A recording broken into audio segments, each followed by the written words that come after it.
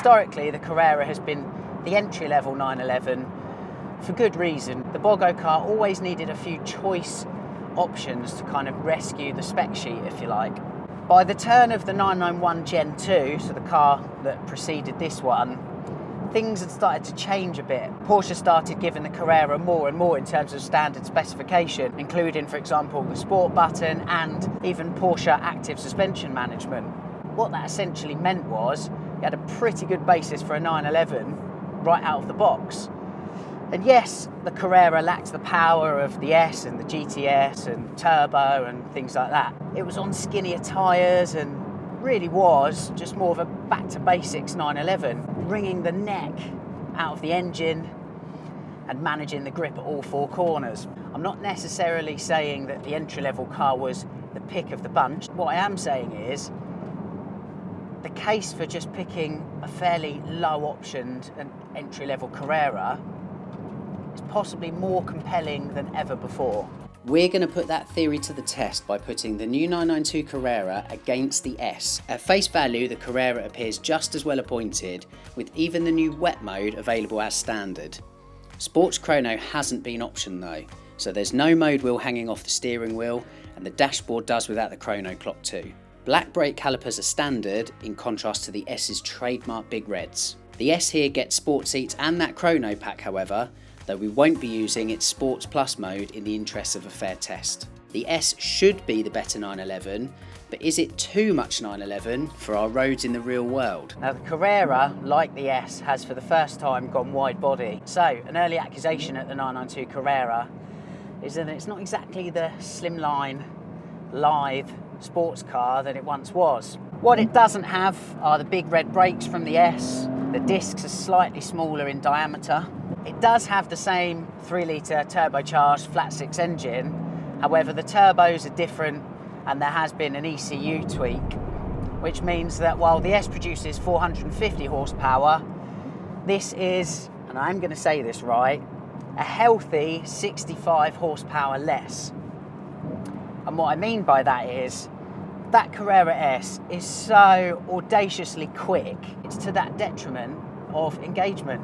The torque is instant, you have a couple of seconds blast and you're breaking the speed limit. In terms of weight, this car weighs 1,505 kilos. It is portly, especially compared to the car that this replaced, the entry-level 991 Gen 2, 50 kilos heavier now, but this entry-level Carrera is 10 kilos lighter than the Carrera S. And it has less grip, because the wheels are staggered sizes, like the S, but they are an inch smaller, and this affects tyre size.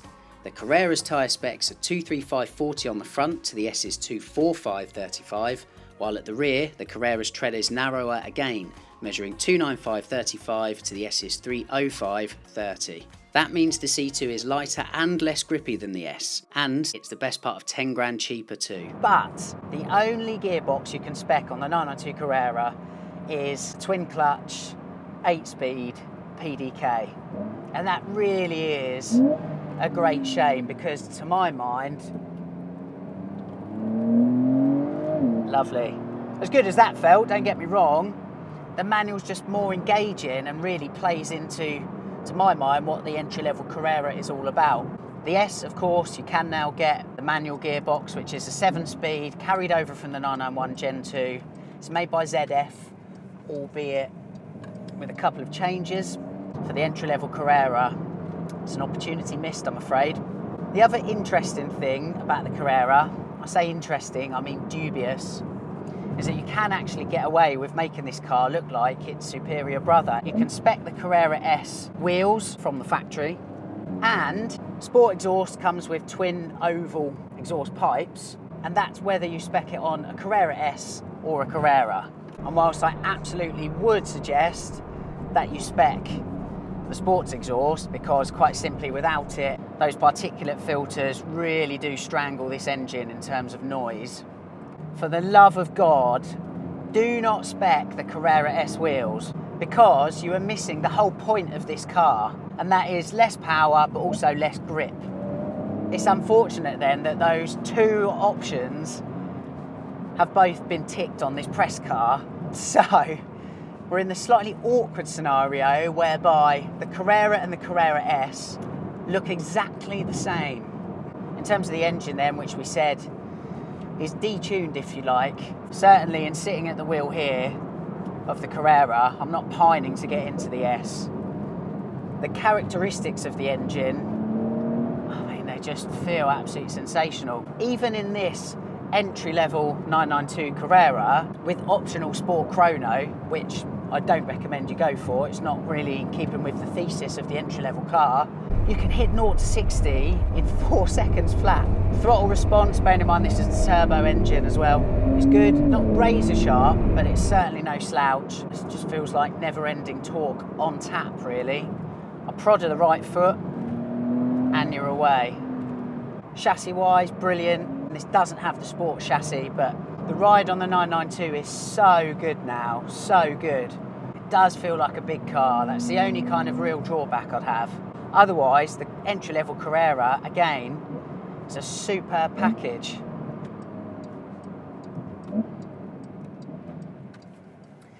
It's great to be able to jump between the two cars today, and I have to say, getting back in the S, there are noticeable differences to the way this car drives. Although throttle response is perceptively pretty much the same, the power delivery in the S is definitely more aggressive.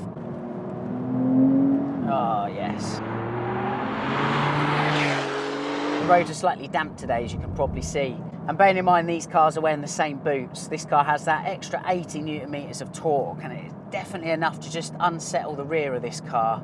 And it's worth pointing out that this car, the S, is wearing the Goodyear Eagle F1 tyres. The Carrera behind is back onto the Pirelli P0s. And I do not rate those tyres one little bit, never have done, particularly in conditions like this. I don't like the transition between grip and no grip. There's not a lot of communication, it just snaps. However, back end of that Carrera, very, very happy to follow the front today. Whereas this, as I say, tends to just snake around a little bit more under the same sort of throttle loads and throttle inputs. Go on, turn, yes. Just a little bit of movement there. I really do rate the brakes. I feel like there's more pedal travel in the Carrera as well, whereas in this, not so much exertion from your foot is needed before this 992 is really starting to scrub speed. Chassis as well has definitely had work.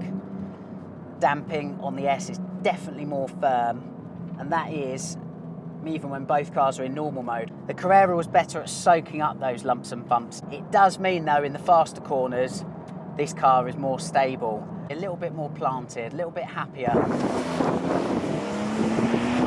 You can see, can't you, and that's where Porsche are brilliant at this, that things with the S are just nudged up a little bit in every single department.